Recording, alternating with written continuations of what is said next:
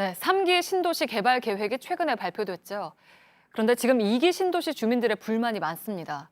2기 신도시의 교통 기반조차 제대로 갖춰지지 않은 상태에서 또 다른 신도시를 발표해버렸다는 겁니다. 이번 주말에는 집회도 열기로 했습니다. 이 교통 문제가 얼마나 심각한 건지 밀착카메라 정원석 기자가 들여다봤습니다. 동탄 2 신도시의 한 버스 정류장입니다. 지금 시간이 7시도 채 되기 전이라 상당히 이른 시간대임에도 불구하고 버스 정류장이 버스를 기다리는 사람들로 붐비는 모습인데요. 서울로 나가는 버스가 많지 않다 보니까 서서 가는 일도 허다하다고 합니다. 자리가 없이 여기서도 한두 명 타고 가고 그러거든요. 그래서 이 버스를 놓치게 되면 지각하는 경우도 있고 그렇잖아요. 경기도 화성시 동탄이 2기 신도시에 포함된 건 지난 2003년입니다. 발표 이후 지하철 분당선 연장부터 GTX, 트램까지 다양한 광역 교통 청사진들이 제시됐습니다. 하지만 인구 30만 명이 입주한 지금까지 이중 지켜진 건 단 하나도 없습니다. 전철이 없는 상황에서 서울로 나가는 대중교통은 광역버스가 유일합니다. 하루 4시간에서 5시간을 교통 서울서 왔다 갔다 하는 거 보내고 있어요. 이렇게 많이 걸린다고 하면은 신도시에서 살기가 힘들죠. 한창 퇴근 무렵인 저녁 시간대 서울 신논현역 인근 모습입니다. 동탄행 버스를 기다리는 승객들이 이렇게 수십 미터씩 줄을 서 있는 게 일상적이라고 하는데요. 사실상 서울시 반대등으로 차편을 늘리는 것도 쉽지 않아서 광역버스만으로는 한계가 있어 보입니다. 줄이 너무 길어가지고 네, 많이 기다려야 되죠. 입석도 있어가지고 이게 서서 갈 때가 제일 힘들긴 해요.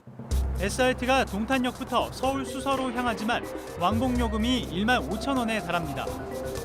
그나마 싼 정기권은 수량이 적어 구입 경쟁이 치열합니다. 2015년부터 입주하기 시작한 동탄 2 신도시는 트램 등을 만들겠다며 분양대금에 교통분담금도 포함시켰습니다. 주민들이 낸 교통분담금만 9,200억 원에 달하지만 아직 뚜렷하게 진행된 건 없습니다. 동탄 2 신도시 도로 중앙에는 이렇게 널따랗게 쭉 뻗은 공간이 있습니다. 지금은 잡초가 무성하게 자라 있지만 이곳은 원래 친환경 트램이 놓일 예정이었는데요. 트램도 철도 사업이다 보니까 동탄만 따로 떼서 진행할 수는 없고 주변 지역까지 경제성 검토를 해야 했기 때문에 행정적인 절차가 많이 늦어지고 있습니다. 대중교통 대신 자가용을 이용하는 사람들이 많지만 교통체증과의 전쟁을 벌여야 합니다.